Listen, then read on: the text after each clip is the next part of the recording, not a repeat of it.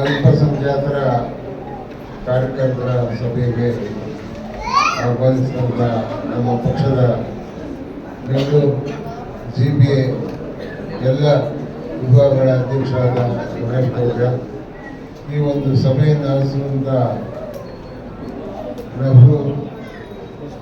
ಪ್ರಭುಜಿಯವರೇ, ನಮ್ಮ ಮಹಿಳಾ ವಿಭಾಗದ ಅಧ್ಯಕ್ಷರಾದ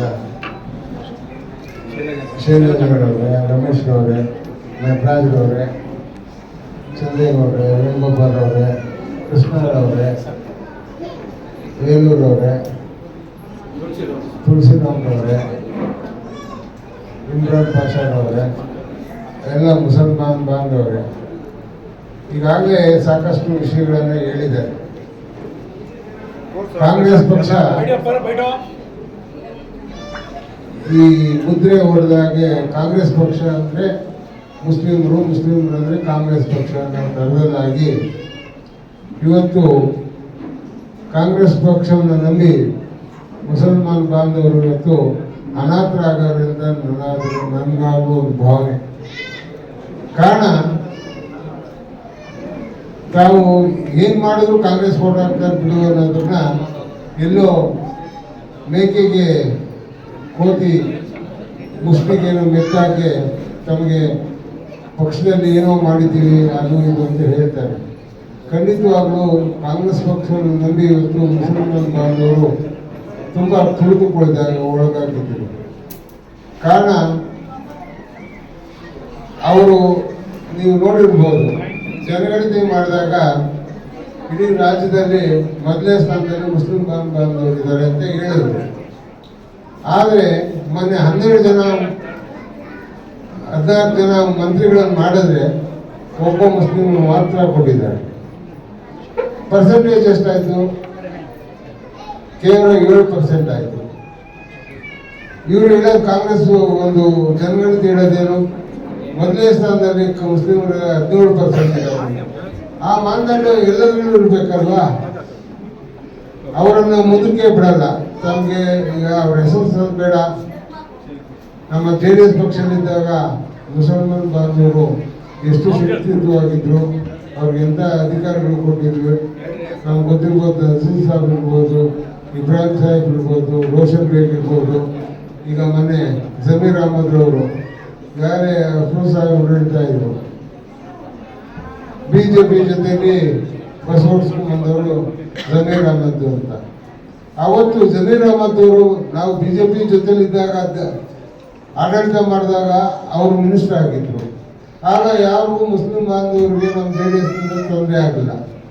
ಇತ್ತೀಚೆಗೆ ಕಾಂಗ್ರೆಸ್ನವರು ಒಂದೇ ಒಂದು ಮ್ಯಾನಿಫೆಸ್ಟೋ ಏನು, ಅವರು BJP ಜೊತೆ ಹೋಗ್ಬಿಟ್ಟಿದ್ರೆ ಜಾತಿ ಕೋಮುವಾದಿ ಅಂತ. ನೀವು ಕೋಮುವಾದಿಗಳಲ್ವಾ? ನಮಗೆ ಗೊತ್ತಿರ್ಬೋದು, ನಾನು ಸಭೆಯಲ್ಲಿ ಹೇಳ್ಬಾರ್ದು. ಮೊನ್ನೆ DK ಶಿವಕುಮಾರ್ ಅವರು ಮುಖ್ಯಮಂತ್ರಿಗಳಾದಾಗ ಸುಮಾರು 50 ಜನ ಸ್ವಾಮೀಜಿ ಕರ್ಕೊಂಡ್ಬಂದು ಮಾಡಿದ್ರು. ಅದು ಯಾವ ಕೋಮುವಾದಿ ಪಕ್ಷ ಅಂತ ಹೇಳಬೇಕು?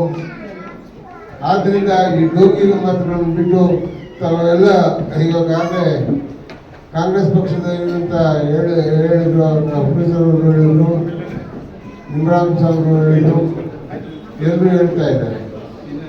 ನಮ್ಮ ಇದು NDA ಮಿತ್ರ ಪಕ್ಷ ಆಗಿರೋದ್ರಿಂದ 24% ಹಿಂದುಳಿದ ಜನಾಂಗಕ್ಕೆ ಸೀಟ್ ರಿಸರ್ವೇಷನ್ ಇದೆ. 369 ಸೀಟ್ ಇದ್ದಾವೆ. ಅದರಲ್ಲಿ ಸುಮಾರು 90 ಸೀಟ್ಗಳು ಹಿಂದುಳಿದ ವರ್ಗ, ಅಂದರೆ ಮುಸಲ್ಮಾನ್ ಬಾಂಧವರಿಗೆ 70-75 ಸೀಟ್ಗಳ ಅವಕಾಶಗಳಿದೆ. ಅವ್ರು ಯಾರು BJPನಲ್ಲಿ ನಿಮ್ಮನ್ನು ನಿಲ್ಲಿಸಲ್ಲ, ಅದು ನಮಗೆ ಕೊಡ್ತಾರೆ. ನಮಗೆ ಏನು ನಮ್ಮ ಶೇರ್ ಕೊಡಬೇಕು ಅಂತಾರೋ ಆದಷ್ಟು ನಮಗೆ BCMA ಮತ್ತು ಹಿಂದುಳಿದ ವರ್ಗ ಅಂತ ಕಡೆ ಕೊಡ್ತಾರೆ ಅಂದರೆ ನೀವು ಇಷ್ಟು ಜನ ಬಂದು ಇಲ್ಲಿ ವೇದಿಕೆ ಮೇಲೆ ಕೂತು ಭಾಷಣ ಮಾಡೋದಾಗಲ್ಲ. ನಿಮಗೆ ಅವಕಾಶ JDSನಿಂದ ಖಂಡಿತವಾಗ್ಲೂ ಸಿಗುತ್ತೆ. ನೀವು ಆ ಬೇರ್ಮಟ್ಟದಲ್ಲಿ ಸಂಘಟನೆ ಲೀಡರ್ಗಳಾದವ್ರು ಮಾಡಬೇಕು.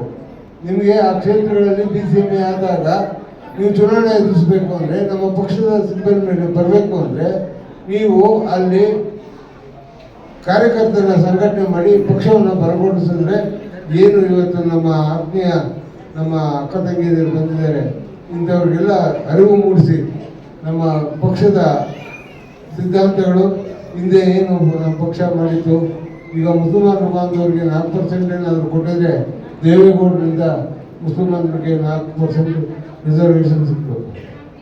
ಅದಾದ್ಮೇಲೆ ಯಾವ ಥರದ ರಿಸರ್ವೇಷನ್ ಇಲ್ಲ. ಆದ್ರಿಂದ ತಾವು ಆದಷ್ಟು JDS ಪಕ್ಷವನ್ನು ಬೆಂಬಲಿಸಿದ್ರೆ ನಿಮಗೆ ಮುಂದಿನ ದಿವಸಗಳಲ್ಲಿ ಅವಕಾಶಗಳು ಜಾಸ್ತಿ ಆಗುತ್ತೆ, ಪಕ್ಷಕ್ಕೂ ಶಕ್ತಿ ಬರ್ತದೆ, ನಿಮಗೂ ಸಮಾಜದಲ್ಲಿ ಒಂದು ಶಕ್ತಿ ಬರ್ತದೆ.